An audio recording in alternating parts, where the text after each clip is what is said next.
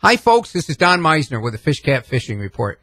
As most of you know, now that we're into bass season, bass really rules the roost here. Most people really want to catch those fish. And no matter where I've gone, where I've called, the bass fishing is sensational right now. Now, there's a few factors. There's a few reasons for that. Because of our late season, a lot of the bass are still on their beds. They're very, very susceptible. And I was talking to Chris Flint, who's one of our best fishermen in the area. Fishcap sponsors him on the fishing trail. And he said, Don, why don't you talk about catch and release? Because these bass do need to be put back, and it would be a great time to talk about that. And if you catch a trophy, you can get a mount without really keeping the fish. Just take pictures of it, get all the measurements, and those mounts are beautiful. Well, let's talk a little bit about catch and release.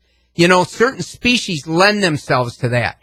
Muskies and bass. Most people that catch those fish want to release them because it seems to be the in thing to do. People fishing for walleyes, most of them keep them because they're the best eating fish, and it just seems to be sort of the tradition that most of the walleyes we catch, we tend to keep. Well, here's my suggestions. If you want to release fish, you got to consider some of these facts. Number one, circle hooks. If you're using bait, even if you're using wacky worms, circle hooks are designed not to go in the fish's stomach. They really help those fish to live. Number two, the depth that you're fishing. If you're fishing real deep water, remember, it's going to be awful hard for those fish to live no matter how lightly they're hooked because of the pressure change. Number three, certain lures aren't good for releasing fish. The hydro, one of my favorite lures of all time, the fish tend to take it deep, and it's so hard to release them without hurting them.